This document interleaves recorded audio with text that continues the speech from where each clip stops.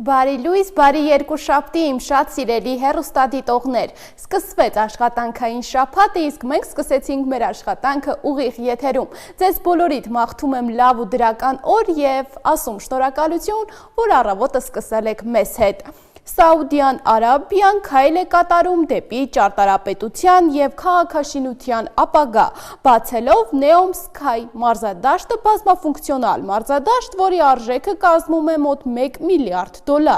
Մարզադաշտը կկախվի անապատից անհավանական 350 մետր բարձրության վրա եւ կինտեգրվի The Line ֆուտուրիստական մետրոպոլիսին։ Այս մարզադաշտը կդառնա թագավորության կողմից 2034 թվականի FIFA-ի աշխարհի առաջնությունը հյուրընկալելու հայտնի հիմնական առանձնահատկությունը եւ խոստանում է վերաիմաստավորել սպորտային ճարտարապետությունը։ Մարզադաշտը կտեղավորի 46,000 հանդիսատես, ովքեր կկարողանան դիտել խաղերը եզակի բարձրությունից, միաժամանակ հիանալով ֆուտուրիստական քաղաքային տեսարաններով։ Շինարարությունը նախատեսվում է սկսել 2027 թվականին, իսկ ավարտը նախատեսվում է 2032 թվականին, աշխարհի առաջնությունից շատ առաջ։ Մարզադաշտը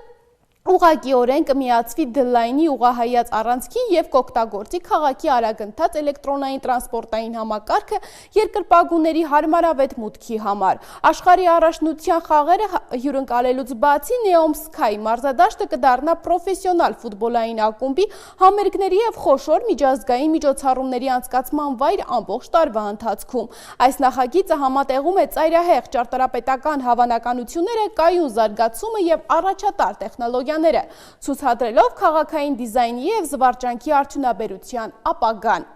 Այսօր նոյեմբերի 3-ն է եւ այսօր է ծնվել ամերիկացի մոդել Քարդաշյանների ընտանիքի հեռուստաշոուի մասնակից Քենդլ Ջեները։ Քենդլը սկսել է մոդելային կարիերան դեռ 13 տարեկանից։ 2010 թվականին Քենդլը համագործակցություն ստորագրեց Վիլհելմանիա Մոդելս ընկերության հետ որպես դեռահաս մոդել։ Հենց 2010 թվականից էլ սկսել է առաջին անգամ խոսել նրա մասին։ Նա եւ քույրը Քեյլին հայտնվել են People ամսագրում։ 2012 թվականին Քենդլը դարձավ երկրորդ մոդելը, որը զարդարել է Miss Voyage ամսագրի շապիկը։ Ինչպես նաեւ Քենդլը եւ նրա քույրը զբաղվում են հագուստի դիզայնով։ Նրանք ունեն շորերի հավաքածու, որը վաճառվում է ամբողջ Ամերիկայի Միացյալ Նահանգներում։ Շորերից հետո նրանք սկսել են արտադրել պայուսակներ եւ կոշիկներ։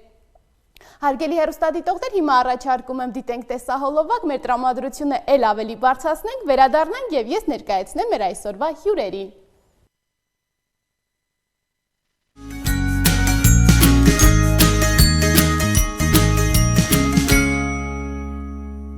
Մենք շարունակում ենք հաղորդումը հարգելի հեռուստադիտողներ, մեր հյուրերը արդեն տաղավարում են եւ այսօրվա մեր հյուրերը եւ այսօրվա մեր զրույցը լինելու է սպորտային, քանի որ այսօր մեր հյուրերն են աշխարհի քինգբոքսինգի կազմակերպության Հայաստանի Ֆեդերացիայի նախագահ, Հայաստանի Aikido կարատեի ֆեդերացիայի նախագահ Սևգոտի 6 դան Դավիթ Աթանեսյանը եւ 2025 թվականին Լոնդոնում կայացած քինգբոքսինգի աշխարհի չեմպիոն Արսեն Իսրայելյանը։ Բարև ձեզ։ Բարև։ Շնորհակալ եմ հրավերը ընդունելու համար։ Մենք ենք շնորհակալ հրավիրելու համար։ Ինչպես եք։ Ինչպես է սկսվում սպորտսմենների, մարզիչների եւ մարզիկների առավոտը։ Արտական։ Արսեն ջան, ինչպես ես։ Ինչպես է սովորաբար սկսում քո առավոտը։ Սովորական կարող ես խոսել, որպեսզի ավելի լավ լինի։ Սովորական մարդու նման դպրոց զարթն ժամը 7-ին, 8-ին, դպրոց իրիկունները սպորտի։ Այո, շնորհավորում եմ նախ Լոնդոնում կայացած, քանի որ դարձար աշխարհի չեմպիոն, ինչ պարտավորություն եւ ինչ զգացիր, երբ որ դու դարձար հենց չեմպիոն։ Ինչ զգացիր, զգացողություններիդ մասին։ Մեծ պատիվ էր Հայաստանի դրոշը պահելը, երբ որ ասացին, որ ես հաղթել եմ, իմ համար ես շատ էի ուրախացել այդ պահին ու շատ հետաքրքիր էր տեսնել շատ ազգերի եւ նրանց մեջ առաջին տեղը գտնվելը։ Իսկ երբ որ մասնակցեցիր, քեզ համար ինչ նկատեցիր, որ երկրների մարզիկներն էին ավելի քեզ համար հակառակորդ եւ նրանց հետ դժվար էր մրցելը։ Ինչ որտես բան չեմ նկատել, որտեվ ես մի քանի մարզիկի հետ եմ գտել, ինչ որ դժվար բան կար, բայց ինչ որ ազգերի չի վախենում էլ, ինչ որ ազգի դեմ կպնելուց։ Արսեն ջան, դու եւ քինգբոքսինգով ես զբաղվում եւ կարատեով։ Այ երկու մարզաձևեր ինչպես ես համատեղում, դժվար չէ երկուս միաժամանակ զբաղվել այդ երկու սպորտաձևերով։ Չէ, այդքան էլ դժվար չի, որտեվ մի քիչ նման են իրար եւ մի քիչ եթե բաց ես լինում, կարողանում ես։ Պարոն Աթանեսյան, խոսենք նաև ձեզ հետ, դուք երկու ֆեդերացիաների նախագահ եք, այդ ձեր ուղին ինչպես ստացվեց, ինչպես ընթացավ եւ արդեն դարձել եք երկու ֆեդերացիաների նախագահ։ Նախ Այկիկենդո կարատեն ինքը կոնտակտային մարտարվեստ է, հիմնադրված Ճապոնիայում, դրա համար համատեղվում է քիկբոքսինգի հետ։ Եվ 2006 թվականին Այկիկենդո կարատեն հիմնադրվել է Հայաստանում իմ կողմից, արդեն 2 տարի է, որ քիկբոքսինգի WKO վարկածը մտցրել ենք Հայաստան, հիմնադրել ենք Հայաստանում նույնպես եւ մենք ենք ներկայացուցիչը այդ կազմակերպության եւ աշխարհի Եվրոպայի առաջնություններին եւ կարատեի ձևով ենք մասնակցում կոնտակտային եւ քիկբոքսինգի։ Այ քինգբոքսինգը եւ կարատեն որքանով են իրար նման եւ որքանով են տարբեր։ Մենամարտական առումով են իրար նման։ Որպես այդպիսին կարատեն մարտական արվեստ է։ Մարտական արվեստն ունի իր յուրահատուկ փիլիսոփայությունը, հոգեբանությունը, բարոյահոգեբանական կողմերը իրար նման են մենակ մենամարտական առումով, որը կոնտակտային ձև է ընդհանուր։ Իսկ կարատեն բացի սպորտաձև լինելուց մարզիկներին եւ ընդհանրապես մարդուն ինչ է տալիս։ Նախ եւ առաջ այն երեխաները, որոնք կդառնան մարզիկ, կարատե մարտական արվեստով եթե նրանք չդարձան չեմպիոն, միանշանակ լավ մարդիկ դառնալու են, որովհետև այդ դաստիարակությունը, այդ կրթությունը սպորտային, որ ստանում են, հաստատ իրենք լավ մարդ հասարակության մեջ դառնալու են, որովհետև խիստ փիլիսոփայություն կա, խիստ դաստիարակություն կա, դրական հատկանիշներ, մարդկային արժեքներ, փիլիսոփայական մտածելակերպ, ճշմարիտի ճշմարտության մասին դասեր, գեղեցկություն, տարբեր փիլիսոփայական դասեր կա, որ վստահ եմ նրանք ոչ միտեղ դրանք չեն անցնելու բացի մարտարվեստից։ Այդ նկատում ենք, որ կարատեի տարբեր տեսակներ կան, նրանք յուրաքանչյուր իրարից ինչով է տարբերվում միայն փիլիսոփայությամբ։ Ընդհանուր առմամբ կարատե մարտական արվեստի փիլիսոփայությունը մեկն է, բայց հին ժամանակներում, երբ որ ստեղծվել է կարատեն, դա կոչվել է մարդ սպանելու արվեստ։ Այդ ժամանակ, երբ որ չեն թույլատրել մասսայական աշակերտ ունենալ, պահել եւ զարգացնել, թույլատրելուց հետո արդեն ճապոնական տարբեր ընտանիքներ տոհմեր ունեցել են իրենց ձևը ու արդեն տենց բազմազան են, բայց գոյություն ունեն ոչ կոնտակտային ձևեր եւ կոնտակտային ձևեր, այսինքն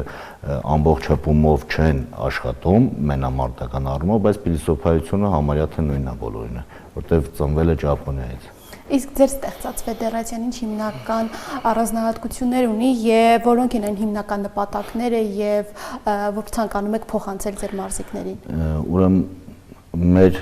դաստիարակությունը, մեր փիլիսոփայությունը հիմնականում սենց կայանում է, որ մենք աշխատում ենք մեր հայ երեխեքի հետ, հայ մարզիկների, որոնք դառնալու են մեր հետագա թե ֆեդերացիայի, թե երկրի սյուները, ասենք այդ տղաները դառնալու են, բացի չեմպիոն դառնալու են պատվավոր մարդիկ, տարբեր ասպարեզներում նրանք ցույց են տալու իրենց ինքնուրույնությունը, այսինքն պետք է 10 անմնացորդ նվիրումով, որ նրանք դառնան իսկական զբաղվա երկիրը շնացնողը, կերտողը, այն տղաները, որը մեր հասարակության մեջ այսօր քիչ են։ Իսկ Արսեն, դու քանի տարի է որ արդեն զբաղվում ես այս երկու սպորտաձևերով միաժամանակ։ Ես 4 կամ 5 տարեկանից եմ զբաղվում։ Ինձ շատ է դուր գալիս է սպորտը, դրա համար մինչև հիմա զբաղվում եմ, մոտ 7-8 տարի զբաղվում եմ։ Իսկ ի՞նչն է ամենաշատը քեզ դուր գալիս այս երկու սպորտաձևերի մեջ եւ ինչ է հատկապես քեզ համար կարատեն։ Ես կարատեով ինձ ավելի վստահ եմ զգում, քանի որ դուրսը շատ կռիվներ են լինում եւ շատ վեճեր են լինում, նաեւ ես ինձ ավելի հանգիստ եմ պահում, իմ սաղ էներգիան համարյա այնտեղ գնում է, երբ որ արդեն ինձ մի քիչ ճիշտ եմ պահում էլի դուրսը։ Այսինքն բացի սպորտաձև լինելուց դու որպես ինքնապաշտպանության միջոց օգտագործում ես այդ քո սովորած հնարքները, կարողանում ես օգտագործել։ Իսկ ընդհանրապես միջև մրցույթներին մասնակցելը որքան ժամանակ է քեզ պահանջում, որպեսզի լիարժեք պատրաստ լինես որևէ մրցույթին մասնակցելու եւ հոգեբանորեն եւ ֆիզիկապես, ինչպես ես պատրաստվում։ Եթե ֆիզիկապես մենք մնում ենք 2 ժամ պարապում ենք, գալիս եմ տուն, ես ամեն օր պարապում եմ, թեկուզ ես Լոնդոնից առաջ, ես միշտ պարապում էի, թե առավոտները, թե երեկոյան։ Ամեն մրցաշարից առաջ իրենք անցկացնում են շաբաթը համարյա թե ամեն օր պարապում, բացի կիրակի օրերից որ հանգստանան։ Մրցաշարից հետո իհարկե որոշ հանգիստ լինում է, բայց չեն հանգստանում, այդ մարզումներն են մի փոքր արդեն նվազում ծանրաբեռնվածությունը, բայց ունենք տարվա գրաֆիկ, որ կա եւ Հայաստանի եւ ակումբային եւ մարզային, Եվրազիայի, Կովկասի, Եվրոպայի ու աշխարհի առաջնություններ, որը պետք է համատեղվի։ Այսինքն բաժանվում է համապատասխան թիմ հավաքական, առաջի, երկրորդ, երրորդ, որը կմասնակցի Եվրազիային, երկրորդը կմասնակցի Եվրոպային, առաջինը աշխարհին, նմանատիպ ծրագրված աշխատանք է, որպեսզի կարողանանք արդյունքի հասնել։ Իսկ Արսենի օրինակին հետևելով ինչ եք նկատում, որքանով են հիմա հայ մարզիկները կարողանում իրենց ճիշտ ներկայացնել միջազգային ասպարեզներում եւ բացի Արսենից ինչ այլ մարզիկներ ունեք, որ հասել են մեծ հաջողությունների։ Նախ կուզենամ նշեմ, որ հայ մարզիկները այսօր Հայաստանից դուրս շատ մեծ արդյունքներ ունեն, շատ մեծ։ Մենք ունենք անվանի մարզիկներ, Ջորջո Պետրոսյան, Գագո Դրագո, Դավիթ Խաչատրյան MMA-ի մեջ, ունենք Արման Ծառուկյան, ունենք շատ լավ էլի տղաներ, Լևոն Մինասյան, Գյումրեցի, մեր ֆեդերացիայից նույնպես, Նաիր Մելիքյան, շատ լավ տղեկ շատ ունենք։ Արման Համբարյան, Ժորան այսօր Հակոբյան, որ մենամարտում է Ճապոնիայում կամ 1 վարկածով, շատ արքին տղեկ ունենք, որ ամենտեղ հայկական դրոշն են բարձրացնում ու միշտ հաղթանակած, որովհետև Հայաստանից դուրս, երբ որ մարդիկ արդեն գնում են, նոր հայ ժողովուրդը սկսում է գնահատել ու ասում, հա, մեր հայ ազգի մարզիկը, բայց մինչև այդտեղ հայ ազգի մարզիկին համարյա թե չէին իմանում ովքեր են։ Իրականում այդ մարզիկները շատ մեծ գործ են անում։ Ամեն տեղ բարձրացնելով հայկական դրոշը, միանշանակ սպորտը, մշակույթը ամբողջ աշխարհը մեզ ճանաչում է սպորտով, մշակույթով։ Իսկ կան ինչ-որ թերություններ եւ քայլեր, որ կարելի է անել, որպեսզի այս սպորտաձևը մեր երկրում էլ ավելի զարգանա, թե ամեն ինչ կարգին եւ շատ լավ զարգացած է։ Իհարկե կան շատ թերություններ, միշտ է թերություններ լինում են, սպորտաձևը եւ մշակույթը զարգանալու համար միշտ պետք են մարդիկ, ովքեր կարող են աջակցել սպորտսմեններին, սպորտային կառույցներին։ Մեր ֆեդերացիայի փոխնախագահ Գոռ Մկրտչյանի շնորհիվ այսօր թե մարզիկները, թե մնացած ֆեդերացիայի անդամները շատ մեծ նվաճումների հասնում են միայն այն փաստով, որ չեն մտածում համազգեստի մասին, նրա մասին։ Իհարկե ունենք շատ լավ մարդիկ, որոնք կարողանում են ժամանակ առ ժամանակ աջակցելու, բայց շատ լավ կլիներ, երբ որ պետական աջակցությունը սպորտսմենի հանդեպ, անկախ նրանից նա դուրս է գնում, նոր են ասում հայ մարզիկը, այստեղ եղած ժամանակ արդեն մարզիկին գնահատեն եւ մարզիկը մնա Հայաստանում։ Այսինքն ձեր կարծիքով ինչու է այդպես, ինչու է հենց որ գնում են այլ երկրից են ներկայացնում Հայաստանը, այդ ժամանակ նոր գնահատվում է, ինչն է դրա խնդիրը։ Հնարավորությունները դուրսը մեծ են։ Մարդիկ, տեսեք, հայ մարզիկը ստեղ, երբ որ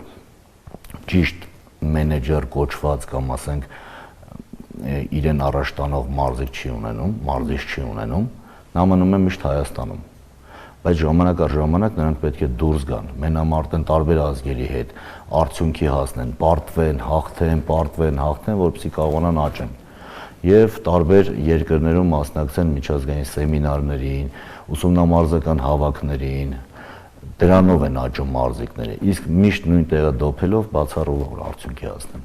Այդ ձեր ֆեդերացիայի գործունեությունից արդեն պարզ է, որ լավ աջակցում եք ձեր մարզիկներին, տանում եք տարբեր միջոցառումներին, մասնակցում են տարբեր միջազգային մրցույթներին եւ ինչպես նշեցիք, մարզիչի գործունեությունը ամենակարևորն է։ Ինչպես եք աշխատում սկսնակ մարզիկների հետ, ովքեր նոր են մուտք գործում այս սպորտաձև, որ պարտություններից հետո էլ ավելի առաջ գնան, չընկճվեն եւ չթողնեն։ Այնուհետեւ շատ ենք նկատում, որ պարտություններից հետո չեն զբաղվում այլևս։ Կա նման տենդենս կա, եղել է ու միշտ լինելու է, բայց այդտեղ կարևոր փաստն է, որ կարողանանք մարզիկին եւ պարտության դեպքում չթողենք հիասթափվի, իհարկե եթե նա գալիս է ֆեդերացիա, ոչ թե թողնում եւ գնում է ծնողի հենց կողմից ստեղծված այդ խնդրով, որովհետեւ հիմնականում փչացնողը ծնողն է, օգնողը ծնողն է։ Երբ որ պարտությունից հետո ասեց վերջ, դու էլ չես գնալու, դու պատժված ես, դու գնալու ես ջութակի, վերջ։ Այդ երեխան էլ չի գալու, դե հենց այդ երեխուն կոտրողը ծնողն է։ Իսկ հաղթանակի դեպքում, երբ որ թույլ տաս, որ նա մեծամտանա եւ հասկանա, թե ամեն ինչ արդեն ինքն է, իրանից այն կողմ չկա, դու նույնպես կորցրել ես այդ մարզիկին։ Բայց ես կոնկրետ եւ ֆեդերացիայի նախագահությունը անում ամեն ինչ, որ նրանք դառնան մեզանից լավը, մեզանից առաջ քայլեն, մասնակցեն բոլոր միջազգային մրցաշարերին, մասնակցեն ուսումնամարզական հավաքներին, այս տարի ունեցել ենք 3 ուսումնամարզական հավաք Հանքավանում, Սևանում, տարբեր միջոցառումներին մասնակցելու դեպքում մարզիկները միշտ միմյանց հետ տարբեր տեղերի, հանրապետության տարբեր մարզերում աշխատող մարզիկների հետ նրանք շփվում են եւ փորձի փոխանակման տարբերակով արդեն սկսում են աճել։ Ընկերություն են ձեռք բերում, ճիշտ տղայական հատկանիշներ են միմյանցից տանում։ Այդ կրթությունը, դաստիարակությունը շատ կարևոր է մարզիկի համար։ Ամեն ինչի միջով պետք է անցնես դժվարությունների։ Արհեստական կարող դժվարություններ ստեղծեն, խոչընդոտ, որ փորձեն իրենք հաղթահարեն, հասկանամ ինչքանով են իրենք պատրաստ, հիասթափում գնում են, թե մնում են։ Իսկ Արսեն, դու բացի Լոնդոնում այս տարի կայացած առաջնությունից, էլ ինչ մրցույթների ես մասնակցել։ Մասնակցել եմ Հայաստանում շատ մրցումների, Դինամոյում, ունեմ մոտ 5 կամ 6 հատ առաջին տեղ, 5 հատ երրորդ տեղ։ Իսկ միայն հաղթանակներ եւ լավ հորիզոնականներ ես գրավի, թե ունեցել ես նաեւ պարտություններ։ Ունեցել եմ պարտություններ, բայց դրանից շատ չեմ ընկճվել, որովհետև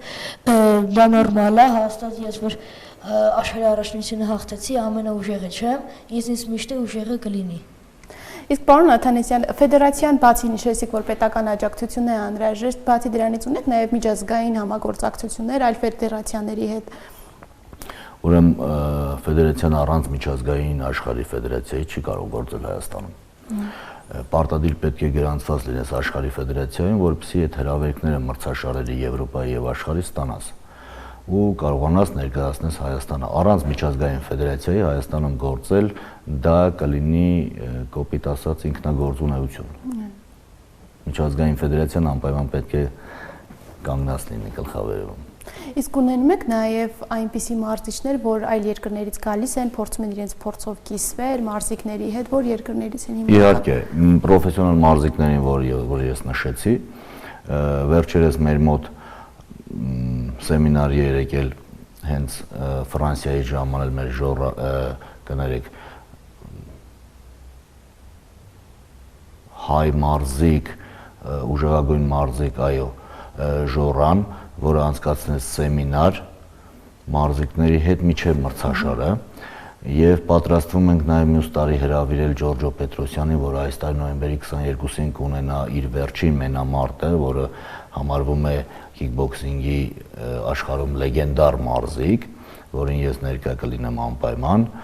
Դավիթ Խաչատրյանը MMA-ի մեր հայ ազգի լավագույն մարզիկներից, նաև առաջին մարզիկներից Հայաստանի կողմից մասնակցող, երբ գալիս է Հայաստան, փորձում է անցկացնել մարզիկների հետ սեմինար, ես եմ հրավիրում տարբեր տեղերից մեր լավ ընկերներին, Գագո Դրագոին, որ էլի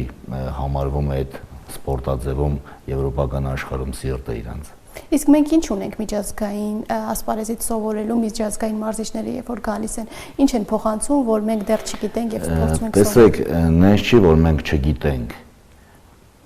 մենք գիտենք, որովհետև միշտ իրանց հետ շփման մեջ ենք, մենք ենք գնում, իրանք են գալիս, կա մոտիվացիա, որ այս մարզիկները հիմնականում տեսնում են մեր մարզիկները, իրենց տեսնում են մենամարտերը դրսում եւ արդեն տղաները երբ որ գալիս են նոր կոմբինացիաներ են ցույց տալիս կամ ասենք իրանց հետ աշխատելով մեծ ողջավորություն է լինում երեխաների մոտ ու նրանք սկսում են ավելի ոգեշնչված պարապել։ Թե չնենց բան չկա որ նրանք գիտեն, մենք ստեղ չգիտենք։ Այսօր նենց հնարավորություններ կա, որ ինչ որ նորություն կա, մենք իմանում ենք։ Իսկ երբ որ խոսում ենք կարատե սպորտաձևի մասին, որ տարիքից է անհրաժեշտ եւ կարելի է արդեն սկսել զբաղվել երեխաներին, որ տարիքից է խորհուրդ։ 4-5 տարեկանից արդեն ընդունելություն ենք ունենում մենք։ Հիմնականում հիմա աշխատում են մարզիչները նորեկների հետ, նոր ես արդեն երբ որ ձևավորված արդեն մարզիկներ են, գունավոր գոտիներ են, որակավորում են հանձնում, արդեն աշխատում եմ ես։ Իսկ 4-5 տարեկանից արդեն կարող են նրանք մասնակցել միջազգային մրցույթների, թե պետք է որ նրանք դեռ շատ ունեն մարզվելու, որ հասնեն ակումբային առաջնությունների մասնակցեն, մեծանան մի փոքր, որովհետև միանգամից մարզիկը ֆեդերացիա ներգրավելով մրցումների չի մասնակցում։ Նա պետք է 6 ամիս մարզվի, սովորի, 6 ամիս հետո որակավորման քննություն հանձնի եւ փորձի արդեն նորեկների կարգավիճակում սկսի մրցումների մասնակցել, որ հետո կամաց մեջներից ընտրենք ավելի ակտիվներին, լավագույններին։ Ինչպես յուրաքանչյուր սպորտաձև կարատեն եւ քինգբոքսինգը այնպիսի սպորտաձևեր են, որ շատ տարածված են եւ գրեթե ամենտեղ են սովորացնում, կան դպրոցներ, որտեղ երեխաներին սովորեցնում են եւ այս շատ եւ լի լինելու մեջ ծնողները նույնպես շփոթվում են թե երեխաներին որ դպրոցն է անհրաժեշտ տանել, ինչ պետք է հաշվի առնել, որպեսզի տանել երեխան, որպեսզի կարատե սովորի։ Տեսեք, այսօր շատ ցավալտ ու լավ հարց էր, երբ որ ծնողը նոր ընտրության առաջ է, այսօր երբ որ բացում է սոցցանցերը, տարատեսակ գովազդներ են եւ այլն,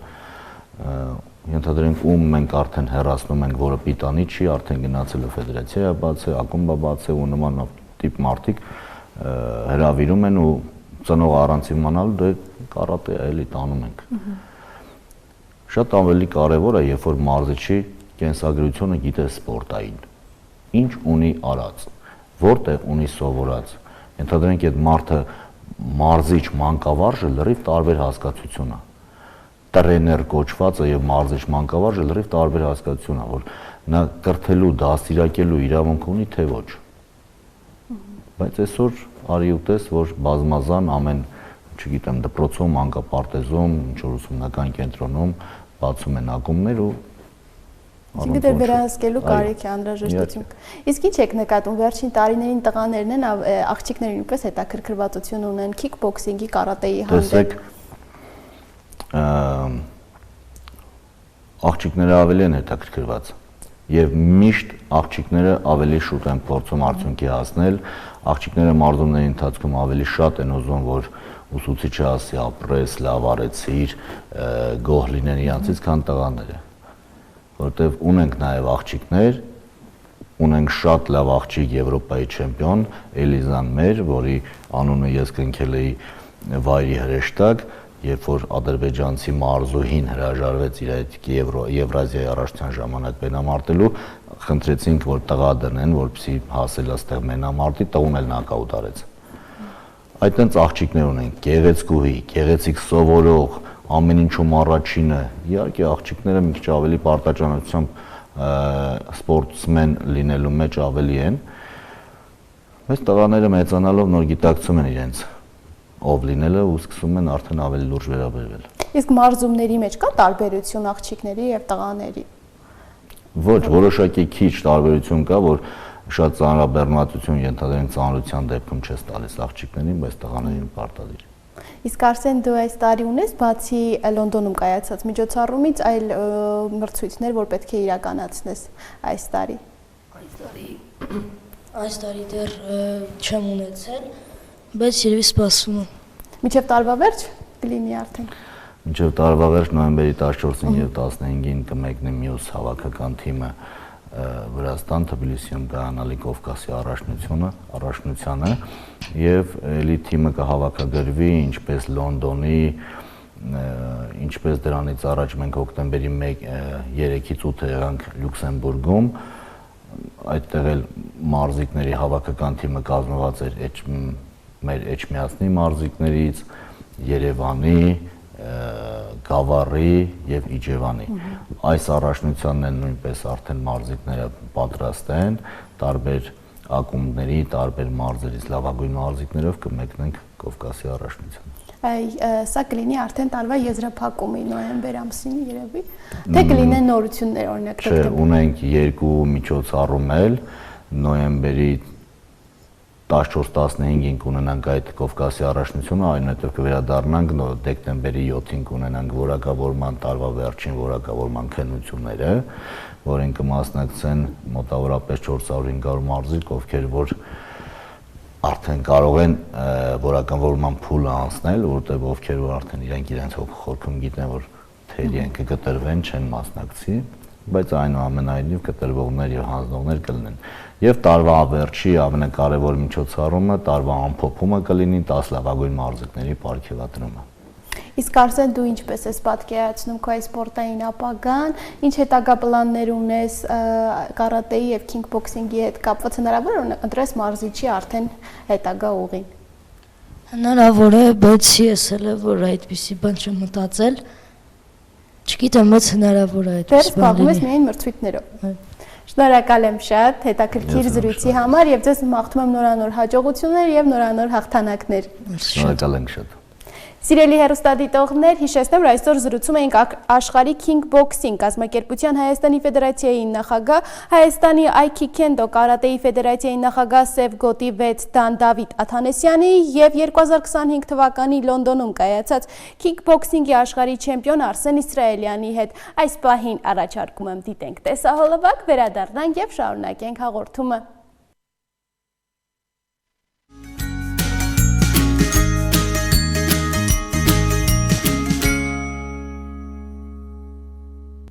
Մենք վերադարձանք, հարգելի հեռուստադիտողներ, շարունակում ենք հաղորդումը, իսկ հիմա հերթը օգտակար խորհուրդներինն է։ Դժվար է գտնել այնպիսի մեկին, ով չի սիրում կարտոֆիլ։ Հայտնի է, որ կարտոֆիլ ուտելիս մարդկանց մոտ արտադրվում է երջանկության հորմոն։ Այն ոչ միայն երջանկացնում է մեզ, այլ նաև իր օգտակար հատկություններով ապահովում է մեր օրգանիզմի առողջությունը։ Կարտոֆիլը պարունակում է մեծ պաշարներով ածխաջրեր եւ քիչ քանակությամբ սպիտակուցներ։ Նրանք, ովքեր ցանկանում են քաշ ավելացնել կամ գիրանալ, սննդակարգում կարող են կարտոֆիլ ներառել։ Քանի որ կարտոֆիլը պարունակում է ածխաջրեր, դրանք հեշտ են մարսվում։ Նրանք, ովքեր չեն կարողանում մարսել ծանր սննդամթերքները, սակայն էներգիայի կարիք ունեն, կարող են օգտագործել կարտոֆիլ։ Վիտամին C եւ B կոմպլեքսը, հանքանյութերը, կալիումը, մագնեզիումը, ֆոսֆորը եւ ցինկը լավ են մաշկի համար։ Կարտոֆիլի մեջ առկա այս վիտամինները, կալցիումը եւ մագնեզիումը օգնում են մեղմացնել ռևմատիզմը։ Այս բանջարեղենը օգնում է նաեւ բուժել ներքին եւ արտաքին բորբոքային պրոցեսները։ Պարունակելով վիտամին C, կալիում, վիտամին B6, լինելով դյուրամարս եւ թեթև, կարտոֆիլը մեղմացնում է աղիների եւ մարսողական համակարգի բորբոքումները։ Արյան բարձր ճնշումը առաջացնում է մի շարք պատճառներից՝ շաքարախտ, լարվածություն, մարսողական խնդիրներ եւ ոչ ճիշտ սննդակարգ։ Եթե արյան բարձր ճնշման պատճառը լարվածությունն է եւ մարսողական խնդիրները, ապա կարտոֆիլը իր մեջ պարունակող վիտամինների շնորհիվ կարող է իջեցնել բարձր ճնշումը։ Սակայն եթե արյան բարձր ճնշման պատճառը շաքարախտն է, ապա պետք է խուսափել կարտոֆիլից։ Ուղեղի նորմալ գործունեությունը կախված է մի շարք գործոններից, որոնցից է գլյուկոզի մակարդակը, թթվածինը եւ որոշ հորմոններ։ Կարտոֆիլը այն բանջարեղենն է, որը պարունակում է վերը նշված սննդարար նյութերը եւ օգնում է ուղեղի նորմալ աշխատանքին։ Բացի վիտամինների, ցանքանյութերի, ածխաջրերից, կարտոֆիլը պարունակում է նաեւ կարտոնոիդներ, որոնք օգտակար են սրտի եւ մի շարք ներքին օրգանների համար։ Կարտոֆիլի հյութը օգնում է այրվածքներին խոցի, մաշկային խնդիրների, շաքանակագեղձի, արգանդի քաղցկեղի, ուռուցքների ձևավորմանը կանխելու եւ թմրանյութերի ազդեցությունը չեզոքացնելու հարցում։ Այսքանը կարտոֆիլի օգտակար հատկությունների մասին, իսկ հիմա առաջարկում եմ ծանոթանանք միջերկրական ծովի փիրուզագույն ալիքների մեջ ջերմ շողերի ներքո փռված մի հիասքանչ կղզի երկրի հետ։ Դա Կիպրոսն է։ Այն երկիր է, որտեղ պատմությունը եւ բնությունը միահյուսվել են հազարամյակների ընթացքում, ստեղծելով մի անկրկնելի հմայք։ Իսկ հիմա առաջարկում եմ ծանոթանանք Կիպրոսի հետ։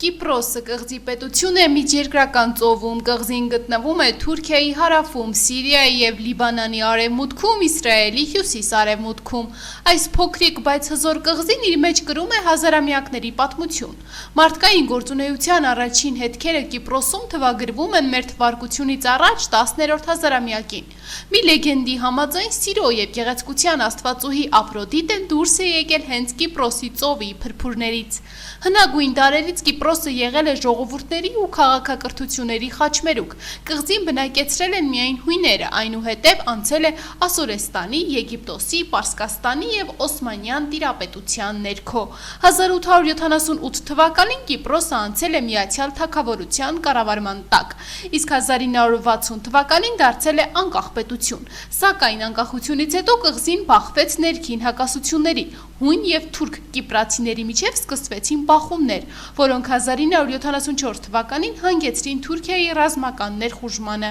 Այդ ժամանակից ի վեր կղզին դե ֆակտո բաժանված է երկու մասի՝ հարավում Կիպրոսի հանրապետություն, հյուսիսում ինքնահռչակ Հյուսիսային Կիպրոսի թուրքական հանրապետություն, որը ճանաչում է միայն Թուրքիան։ Չնայած քաղաքական բարդություններին, Կիպրոսը շարունակում է մնալ խաղաղության, գեղեցկության և հարուստ մշակույթի երկիր։ Այն բնության անզուգական գեղեցկությամբ օժտված երկիր է։ Կղզու մակերևույթը լեռնային է, հյուսիսում ձգվում է Կիրենիայի լեռնաշղթան, իսկ հարավում Տրոդոսի լեռնազանգվածը։ Կլիման մերձարևադարձային է, շոգ ամառներով և մեղմ ձմեռներով։ Կիպրոսը նաև զարգացած բարձր կենսամակարդակ ունեցող երկիր է։ Տնտեսության հիմքը կազմում է զբոսաշրջությունը, ծառայությունները, գյուղատնտեսությունը և հանքարդյունաբերությունը։ Կղզին աշխարհի զբոսաշրջիկների սիրելի ուղղություններից մեկն է։ Ամեն տարի ավելի քան 2.4 միլիոն մարդ այցելում է այս հրաշագեղ կղզին, վայելելու նրա լողափերը։ Հայերը Կիպրոսում բնակվում են դեռ հնագույն ժամանակներից։ Հայկական համայնքը ձևավորվել է 12-րդ դարում, իսկ Կիլիկիայի թագավորության անկումից և հայոց ցեղասպանությունից հետո նրանց թիվը զգալիորեն աճել է։ Կիպրոսի հայ համայնքը այնտեղ ունի դպրոցներ, եկեղեցիներ, մշակութային կենտրոններ։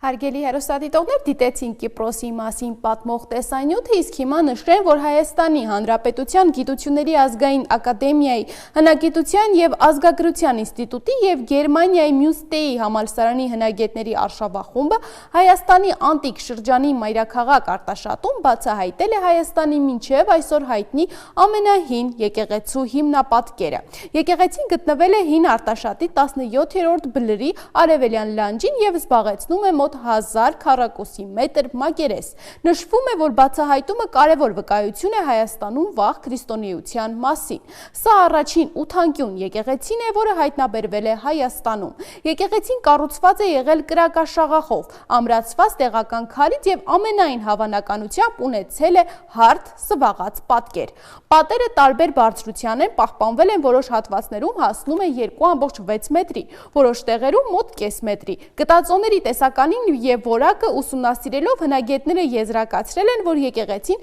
կղմինդր ածածկ է եղել և ունեցել է շքեղ ներքին հարդարանք։ Այդ մասին են վկայում այստեղ հայտնաբերված փոքրասիական մարմարից պատրաստված պատերի երեսպատման բազմաքանդակ սալերը և տարատեսակ քանդակազարդ բեկորները։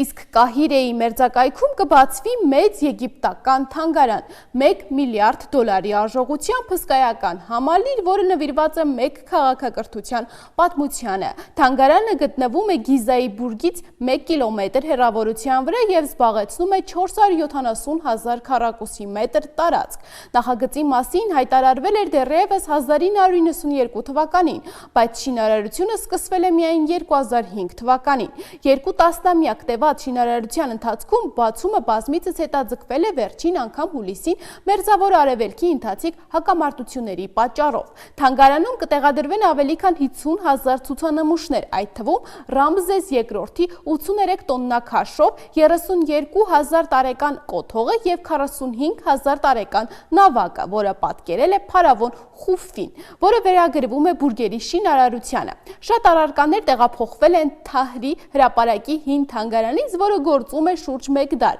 Մյուսները վերջերս հայտնաբերվել են Սաքարայի դամբարանից։